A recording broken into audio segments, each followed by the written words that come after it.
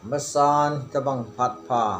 hoi phat lopi tamai musakin wa patin lopi thang bam nan lang tu zan phana ithupi diu sile kam kewa ngai lut ti he Bible chang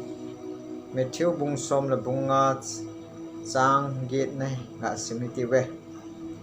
he che phung mi te hin akam kewa e za bolun alung la ke ya konin gam ta hi Bible things no pathin san san phatei bu pe han lang ngai lut in sung mi te su pi ulanau te ho lung thim gil ta la ngai tu na gil ta en gel lo han nam sungi igam sungi iho bung sung society sungi ko sungo adam di banga adam thailo na hi bul hi phiam iti a chun ikam kewai ngai lu roi kam kewai za bo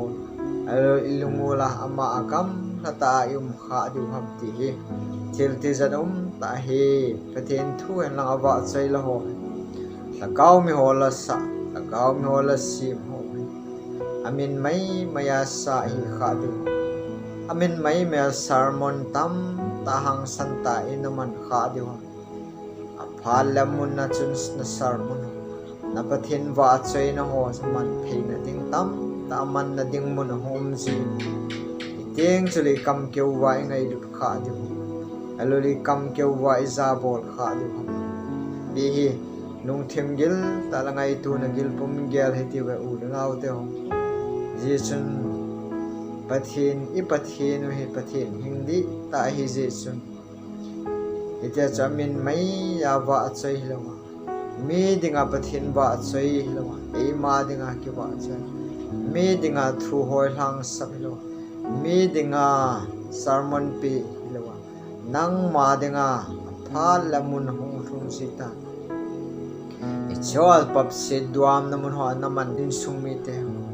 nalung sunga thin lo na hung si ichwa song ngai lu na di ta ama hin na ama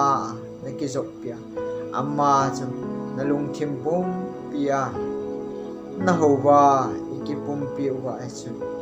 ngai lu na di ta I ho di we pathin hi si chun thin lo na le da chun ne le don thin lo na lu gel thin lo na ki sei se ki mi thip to na puma alora ma ho in thing zu na ama thang ba hi kha du se phong mi te hinakam ke wo e za bo ti Bible thing wai mo bang chu ya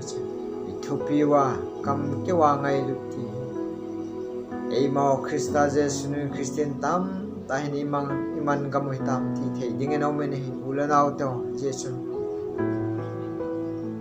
lung thim gil ta la ngai tu na kila eta cha amma ai ki pumpia amma ituluna kineu sa in sungi inam sui gam su sim phat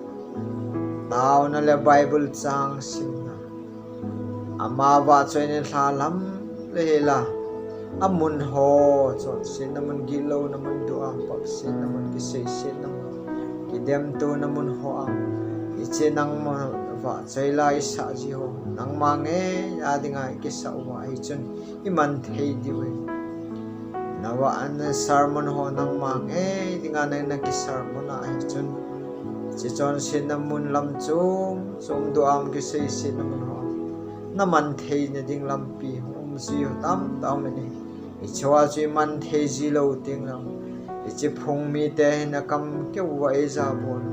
alungula ke ya konin gam na ta hi 18 thei hi ulanau te ho in sum mi te ho Jesus Christa Jesus nung zui hi wa ai chu isaga we